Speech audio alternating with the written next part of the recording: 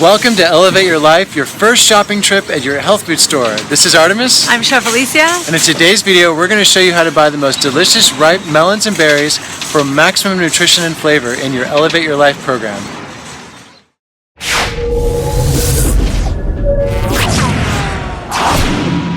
Go. Hi, this is Chef Alicia. Welcome to Elevate Your Life, our very first shopping trip. This is my favorite department in the grocery store, the produce department. I think it's a great idea to get to know your produce manager, introduce yourself, tell them about what you're going to be buying over the next few weeks, because our fruit is our mainstay on this program, and we want to be able to get the best, ripe, fresh fruits as much as possible in season and peak of ripeness, and so your produce manager is going to be a great ally for you. So because we're using fruit as the center of our plate over the next few weeks, and it's like one of the key ingredients in what we're doing, it's really important to make sure that you're shopping in a whole new way. So for example, if you are having melons for breakfast, you might start out having half a melon every morning, and eventually you're going to get up to a whole melon because you're going to eat for you're going to eat for satiety and nourishment. So you're going to eat until you're satisfied and until you're full. So you may start with half a cantaloupe, but eventually end up eating 1 to 1.5 cantaloupes at your morning meal. So for example, over the course of a week, that could be anywhere from 3 to 4 melons a week, up to 7 to 10 melons a week, based on where you're at. So it's important to be able to select your fruit, know how to ripen it on your counter at home once you get it home, and then how to slow it down so that you have fruit for the entire week. Another great idea is to have a backup of fruit, like organic frozen berries in the freezer for your smoothies in case you're not able to get ripe, fresh fruits during the season. Go. We are so lucky that we can eat strawberries, say, all year round, but they're being imported and coming from Chile, so they're not going to be at peak nutrition.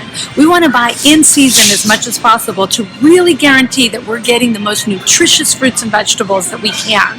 So check your local growing charts to find out what's in season when in your region of the world. So come with me, we're going to go check out the melon section now and learn how to select delicious melons. I love melons for breakfast. Melons are a great way to start the day. After we've been sleeping for 6 or 8 hours, it's one of the best ways to really hydrate on a cellular level. By eating high water content foods first thing in the morning, it helps our hydration, which gives us more energy. Melons are also really high in vitamin C, which is great for beautiful hair, beautiful skin, and to really help and support our adrenals and kidneys. They're also really high in potassium, which is great for muscle and bones. So our first melon we're going to start with is cantaloupe. So cantaloupe is in the muskmelon category. So muskmelons, some will have a netting like this, and some are smooth, and I'll show you those in a second. So when we select our melons, all melons, not just cantaloupes, we want to feel to make sure that they're smooth, that there's no bruises or divots in them where they don't have any mold spots. We also want to make sure to smell them on the blossom end, and they will have a fragrance, especially cantaloupes. Now, when we shop for them, they may not have that fragrance at that point, but when we leave them on our counters at home at room temperature or in sunlight, they will continue to ripen. Melon is one of the few fruits that continues to ripen once it's been cut. So honeydews are also in the muskmelon category. They don't have the netting, and so we want to feel for heavy for their size, and we want to check to make sure there's no really soft spots or mold spots. These will, when ripe, if you feel the blossom end, they will have like an avocado, where they'll be soft to the touch, and that's when we know they're ready to eat. Now, to slow the melons down, if they're fully ripe, once we've gotten them home, we can also refrigerate them for 3 to 5 additional days. And now let me talk to you about watermelon.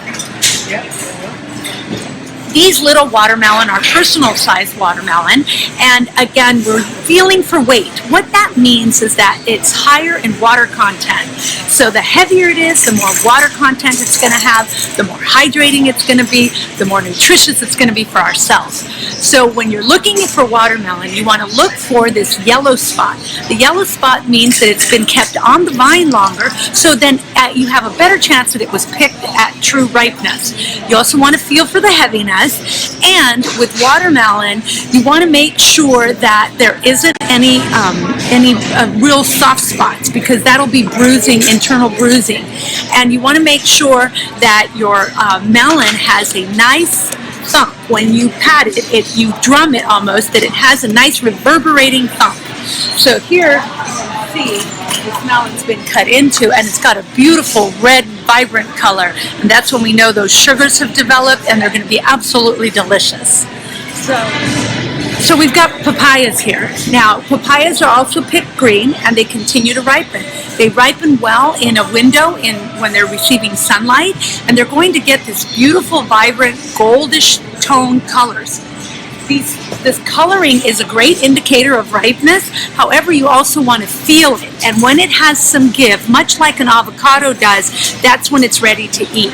And you can also make sure to refrigerate your ripe papayas in order to extend their shelf life and keep them for another 3 to 5 days in your refrigerator.